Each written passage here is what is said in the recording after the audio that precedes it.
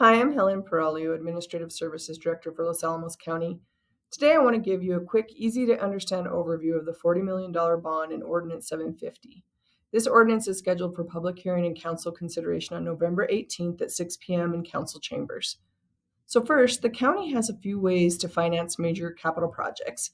We can use cash reserves, we can issue general obligation bonds backed by property taxes, or 8% of our revenues, or we can issue gross receipts tax revenue bonds that are backed by gross receipts tax revenues, or 72% of our revenues. Because we have a small property tax base, the county historically has not used general obligation bonds.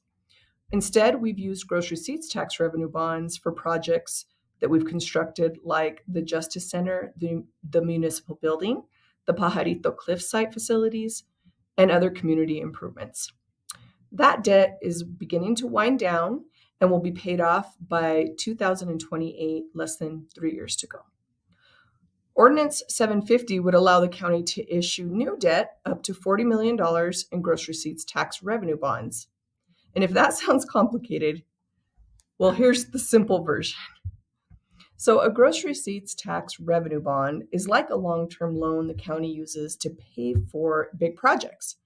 Instead of paying it back with property taxes, we use a portion of the gross receipts tax we already collect. For this bond, we will use existing revenue, not a new tax, and not any of the newly adopted GRT increment.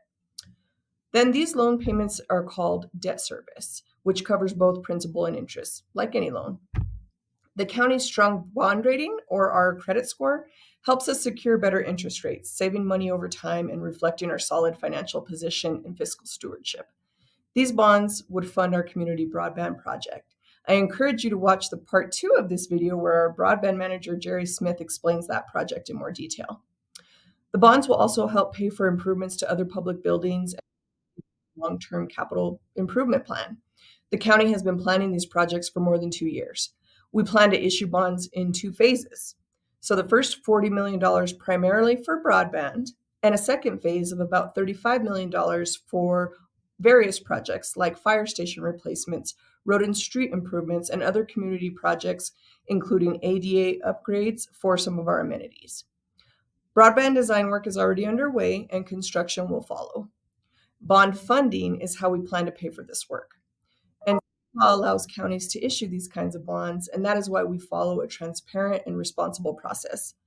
Ordinance 750 does just that, as it authorizes the county to prepare the financial documents needed for investors and bond rating agencies, and it lets the council chair and the county manager finalize those bond terms when they are ready to be sold. So we expect that to happen in February of 2026. So to summarize, this bond issue has been planned, budgeted, and carefully coordinated to support important improvements for our community. Again, the ordinance will be considered for adoption on November 18th at 6 p.m. in the municipal building, council chambers at 1000 Central Avenue in Los Alamos. And as always, we encourage you to come in, provide public comment. And one side note is that a supermajority of council, which means 6 out of 7 councilors, must vote yes for this to take effect.